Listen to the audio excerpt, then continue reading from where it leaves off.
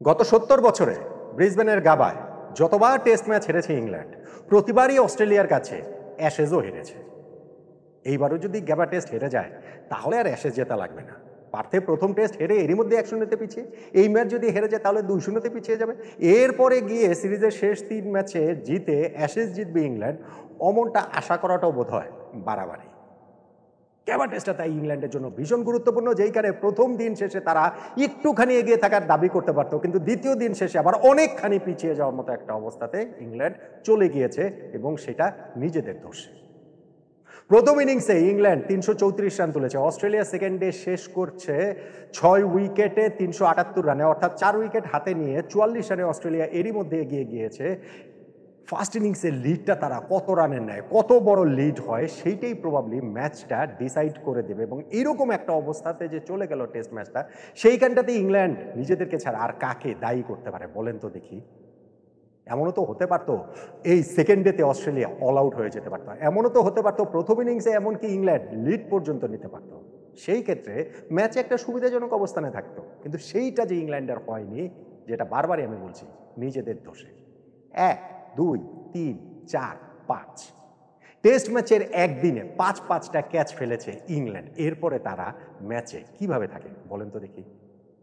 সেকেন্ডের moment of the day খুঁজতে গিয়ে এই ক্যাচ মিসগুলো ছাড়া অন্য কিছু কি সামনে আসবে? হ্যাঁ, এখন আপনি বলতে পারেন যে সেকেন্ডের শেষটা যেভাবে হয়েছে সেটা তো প্রথম দিনের শেষের মতো। ওইখানটাতে ইংল্যান্ডে ছিল লাস্ট উইকেট পার্টনারশিপ, অস্ট্রেলিয়ার এটা 7th উইকেট পার্টনারশিপ, এবং ইংল্যান্ডের এই অবিচ্ছিন্ন লাস্ট উইকেটে ৬১ রান যে তারা যোগ করেছিল, তাতে প্রথম দিনটাতে ইংল্যান্ড কিছুটা এগিয়ে গিয়েছিল। সেকেন্ডের শেষ ভাগে এসে অস্ট্রেলিয়া যে অবিচ্ছিন্ন ৪৯ রানের 7th উইকেট পার্টনারশিপ, তাতে করে তারা কিছুটা না অনেকখানি আসলে এগিয়ে গিয়েছে।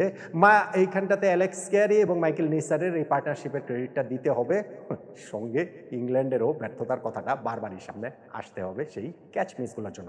অস্ট্রেলিয়া ভাবতে পারে যে না, তাদেরও অপরচুনিটি লস্ট হয়েছে, এত এত সুযোগ তারা পেয়েছে, সেইটা কতটা তারা কাজে লাগাতে পেরেছে। ইন এ সেন্স যে তাদের ব্যাটিং লাইন আপের সব ব্যাটসম্যানই মোরলেস স্টার্ট পেয়েছেন, কিন্তু বিগ স্কোর করার যে ব্যাপারটা, বিগ 100-এর যে বিষয়গুলো, সেইটা কিন্তু মোরলেস তারা করতে পারেনি। দুইজন ব্যাটসম্যান তাদের 40-এ, দুইজন ব্যাটসম্যান 60-এ, একজন 70-এ গিয়েছেন, কিন্তু ওই যে সেঞ্চুরি বড় স্কোর করা সেইটা তারা করতে পারেনি। প্রথম 4 উইকেটেই তারা ফার্স্ট, সেকেন্ড, থার্ড, ফোর্থ 4টা উইকেটেই তাদের পার্টনারশিপ 50+ হয়েছে, কিন্তু সেই পার্টনারশিপগুলো কোনোটাই আসলে 100 ছোঁয়নি, কোনোটাই আসলে বড় হয়নি। ইংল্যান্ড বারবার ম্যাচে ফিরে আসার চেষ্টা করেছে, তাদের বোলাররা ফিরে আসার চেষ্টা করেছেন, কিন্তু তাদের ফিল্ডাররা প্রতিবারই তাদেরকে লেট ডাউন করেছেন। এই যে লাস্ট উইকেট 7th উইকেট অবিচ্ছিন্ন পার্টনারশিপের কথা বললাম, সেইখানেও তো অ্যালেক্স ক্যারির ক্যাচ ইংলিশ ফিল্ডাররা ছেড়েছে, সেইখানে তো মাইকেল নিসারের ক্যাচ তারা ছেড়েছে। এবং আপনি যদি একদম শুরু থেকেও যদি চিন্তা করেন, দিনের শুরুতে 9 উইকেটে 325 রান নিয়ে খেলা শুরু করেছিল ইংল্যান্ড, তারা আর 9 রান যোগ করে অল আউট হয়ে যায়। মার্নাস লাবুশান দুর্দান্ত একটা ক্যাচ ধরেছেন, জফরা আর্চারের 38 রান করে তিনি আউট হয়েছেন, 138 রানে নট আউট ছিলেন জরুর। এরপরে অস্ট্রেলিয়া যে ইনিংসটা শুরু করেছে, উসমান খাজা তো এই টেস্ট ম্যাচেও খেলছেন না ইনজুরির কারণে, ট্রাভিস হেডকে এই টেস্টে তিনি ওপেনার হিসেবেই খেলছেন, এবং সেইখানটাতে যখন শুরু করলেন ওপেনিংটা ওইখানে জেক ওয়েদারহেল্ডের সঙ্গে, ট্রাভিস হেডেরই তো এইখানটাতে হচ্ছে প্রোয়েক্টিভ রোলটা নেওয়ার কথা, কিন্তু জেক ওয়েদারহেল্ড সেই রোলটা আসলে নিয়ে নেন। ট্রাভিস হেডকে বরং অনেক নড়বড়ে মনে হয়েছে, ইনফ্যাক্ট তিনি একটা চান্সও দিয়েছিলেন, এবং যেটা বলছিলাম ইংলিশরা তার ক্যাচও ফেলেছে। ওপেনিং পার্টনারশিপে 77 রান হয়ে গিয়েছে, 33 রান করে ফাইনালি গিয়ে ট্রাভিস হেড আউট হলেও ইংল্যান্ড কিন্তু ওই ভিত্তিটা পেয়ে গিয়েছে। তারপরে ওই আরো একটা 50+ পার্টনারশিপ হয়েছে। জেক ওয়েদারহেল্ডের কথা আলাদা করে বলতেই হবে, গত টেস্টে যার ডেবু হয়েছে খুব ভালো করতে পারেননি, এবং এইখানটাতে এসে তিনি যে কাউন্টার অ্যাটাকের ফর্মুলাটা নিয়েছেন, সেইখানেই কিন্তু ইংলিশ বোলাররা বেশ খানিকটা নড়বড়ে, বেশ খানিকটা এলোমেলো হয়ে গেছেন। 78 বলে 72 রানের একটা ঝকঝকে দুর্দান্ত একটা ইনিংস তিনি খেলেছেন। জফরা আর্চারের বলে এলবিডব্লিউ হয়ে আউট হয়ে যাওয়াতেই সেই সেঞ্চুরিটা, যেটা আসলে তার প্রাপ্যই মনে হচ্ছিল, সেই সেঞ্চুরিটা তিনি পাননি। আর মার্নাস লাবুশান তিনিও 65 রান করে আউট হয়েছেন, বাট স্টিল অস্ট্রেলিয়ার হাতেই ম্যাচটা ছিল। 3 উইকেটে তারা 291 রানে ইনফ্যাক্ট পৌঁছে যায়। ইংল্যান্ডের প্রথম ইনিংসের রানে 43 রানের মধ্যে চলে আসে হাতে 7 উইকেট নিয়ে। সেইখান থেকে ইংলিশরা আরও একবার কামব্যাক করে ব্রাইডন কার্সের ওই একটা ওভারে এবং সেই দুর্দান্ত ক্যাচে।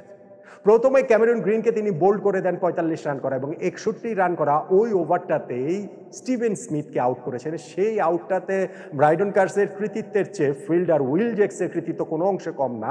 ব্যাকওয়ার্ড স্কোয়ার লেগ থেকে মোটামুটি হচ্ছে গিয়ে তিনি যেইভাবে সরে গিয়ে ডান হাতে ঝাঁপিয়ে পড়ে ক্যাচটা নিয়েছেন সেইটা অবিশ্বাস্য, দুর্দান্ত। এবং তখনই আসলে মনে হয় যে যেই দলের ফিল্ডার এইরকম একটা ক্যাচ এই দিনে নিতে পারেন, সেই দলের ফিল্ডার কীভাবে ৫-৫টা ক্যাচ আসলে ফেলে দেন। জশ ইংলিশের ক্যাচও পড়েছে, তারপরেও তাকে হচ্ছে গিয়ে ওইখানে বেন স্টোকস বোল্ড করে দিয়েছেন। কিন্তু ওই যে লাস্ট উইকেট বা অবিচ্ছিন্ন যে 7th উইকেটের পার্টনারশিপ, সেই পার্টনারশিপেই ইংল্যান্ড ম্যাচ থেকে অনেকখানি আসলে একটু দূরেই সরে গিয়েছে, যেই জায়গাটাতে অ্যালেক্স ক্যারির ক্যাচও 2বার পড়েছে, মাইকেল নিসারের ক্যাচও একবার আসলে পড়ে গিয়েছে।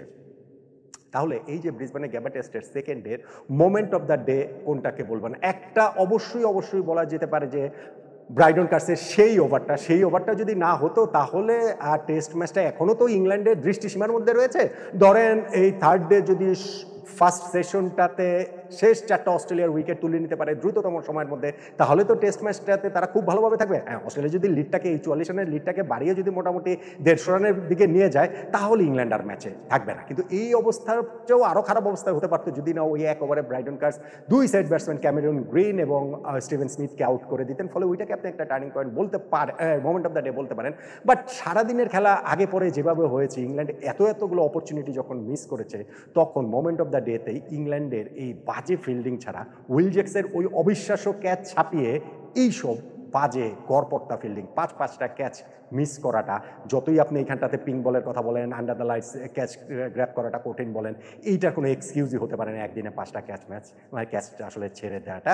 অতএব এইটাই আমার কাছে গ্যাবা টেস্টের সেকেন্ড ডেতে ইংল্যান্ডের পিছিয়ে পড়া, অস্ট্রেলিয়ার এগিয়ে যাওয়ার এই দিনটাতে মোমেন্ট অফ দ্য ডে মনে হচ্ছে নিজেদের ক্যাচ মিসগুলোকে।